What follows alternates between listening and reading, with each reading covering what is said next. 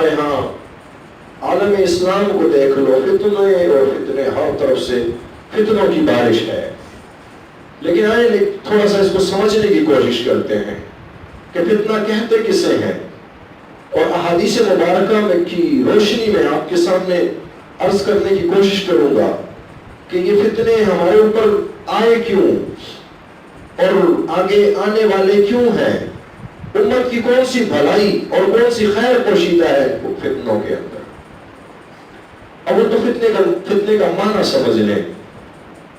فتنے کا المفردات الراغب میں لکھتے ہیں کہ فتنے کا معنی ہے، معنی اصلی فتنے کا سونے کو آگ میں پکا کر اس کی میل کچیل دور کرنا تاکہ اس کی عمدگی ظاہر ہو جائے۔ اور پھر فتنہ مختلف معنوں میں استعمال ہوتا ہے، جیسے قرآن کریم میں کبھی آزمائش کے معنی میں وَنَبْلُوكُمْ بِالشَّرِّ وَالْخَيْرِ فِتْنَةً، کبھی مصیبت کی شکل میں، کبھی عذاب کی شکل میں استعمال ہوتا ہے، کبھی سرکشی اور شرک کی معنی میں استعمال ہوتا ہے، کبھی دین سے دور کرنے کے معنی میں استعمال ہوتا ہے، جیسے حضرت معاذ رضی اللہ تعالیٰ عنہ سے نبی کریم صلی اللہ علیہ وسلم نے فرمایا یا معاذ افتان انت، آپ دین سے دور کرنا چاہتے ہیں لوگوں کو، مختلف معنوں میں۔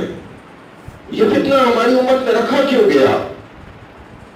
تو آؤ میرے حبیب نے فرمایا امتی ھذہ امۃ مرحومۃ لیس علیہا عذاب فی الآخرہ عذابھا فی الدنیا الفتن والزلازل والقتل۔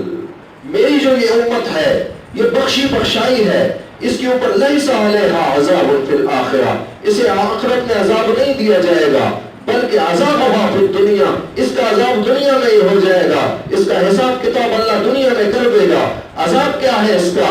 الفتن والزلازل والقتل، فتنے، زلزلے، قتل، سیلاب، یہ سب چیزیں ہیں۔ اب جس شخص کو اللہ رب العزت اس کے گناہوں کی سزا دنیا میں دے دے اور آخرت میں یہ بخشا بخشوایا اٹھے، تو میں سمجھتا ہوں اس سے بڑا خوش نصیب کون ہوگا؟